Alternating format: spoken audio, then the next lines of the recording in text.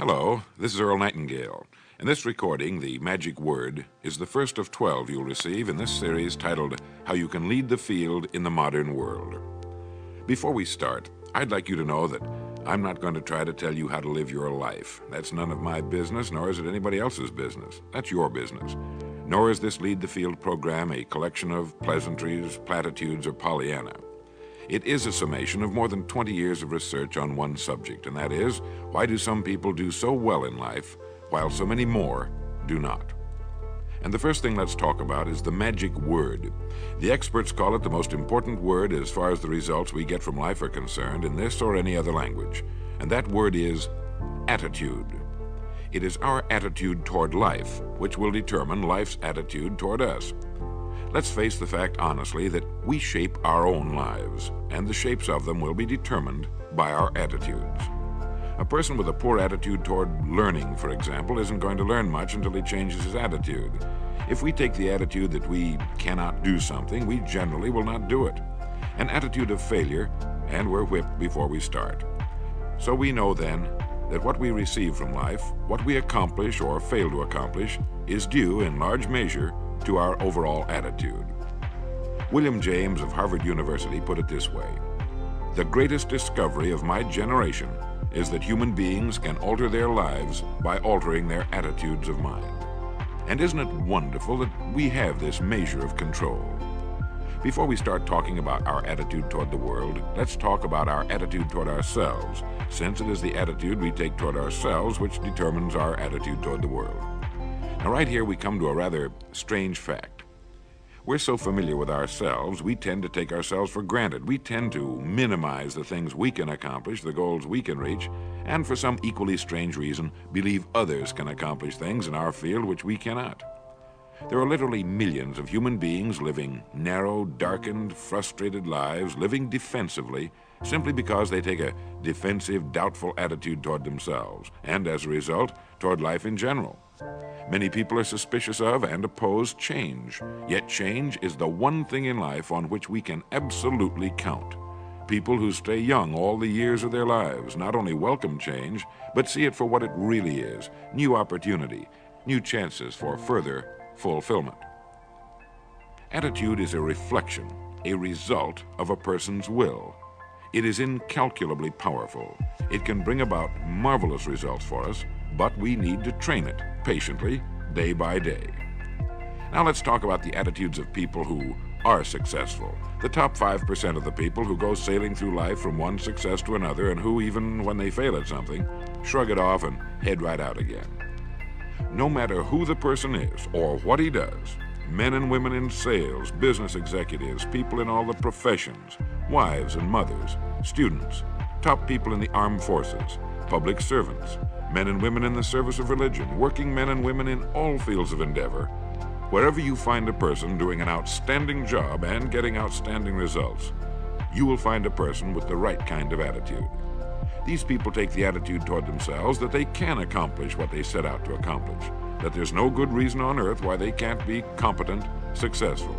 They have a healthy attitude toward themselves and, as a result, toward life and the things they want to accomplish.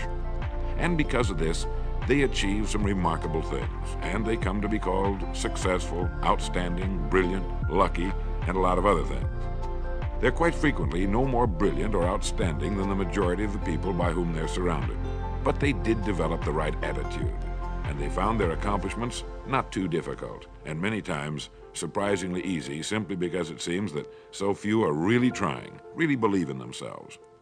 Successful people come in all shapes and sizes and in widely varying degrees of intelligence, background, and so on. But they all have one thing in common. They expect more good out of life than bad. They expect to succeed more than they fail. If you want something worthwhile, take the attitude that there are a lot more reasons why you can have it than there are that you cannot, and set out to earn it. Go after it, work at it, ask for it, and 9 times out of 10, you'll get it. Our environment is really a mirror of our mental attitude. If we don't like our environment, we have to change our attitude first. Now, the world plays no favorites. It's impersonal. It doesn't care whether we change or not. Adopting a good, healthy attitude toward life doesn't affect the world and the people in it nearly as much as it affects us. It would be impossible to even estimate the number of jobs which have been lost, the number of promotions missed, the number of sales not made, the number of marriages ruined by poor attitudes.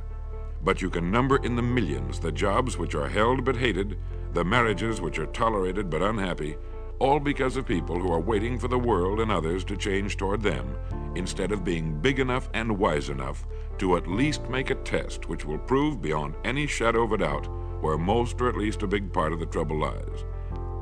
Studies made of the lives of literally thousands of successful people have shown that they radiate confidence, assurance, they expect success, and they get success.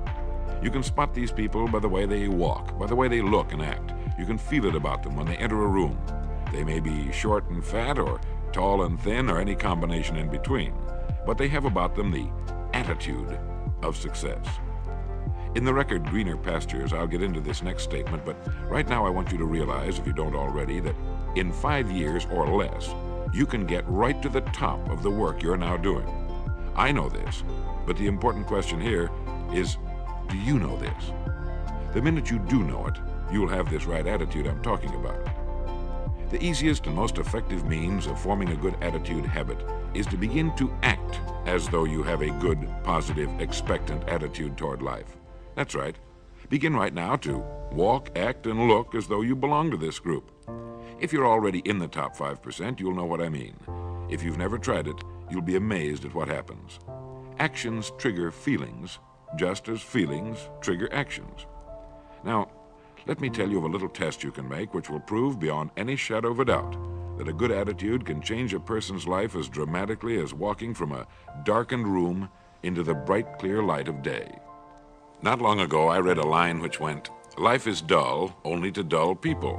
This is true, but it also could have read, "Life is interesting only to interesting people," or "Life is successful only to successful people." And what I'm trying to say is that you must first become, mentally, from an attitude standpoint, that which you wish to achieve. A famous restaurateur was being interviewed by a reporter who asked, "When did you become successful?" And he replied, "I was successful when I was sleeping on park benches, because I knew what I wanted to do and that I would do it." In short, his attitude had been one of success, of expecting success, long before the material, the tangible rewards of success had been earned. We'll get into this particular phase of Lead the Field in record number 3, A Worthy Destination. But for now, remember that a person must act, look, and because of these things, feel successful before the success he seeks can come.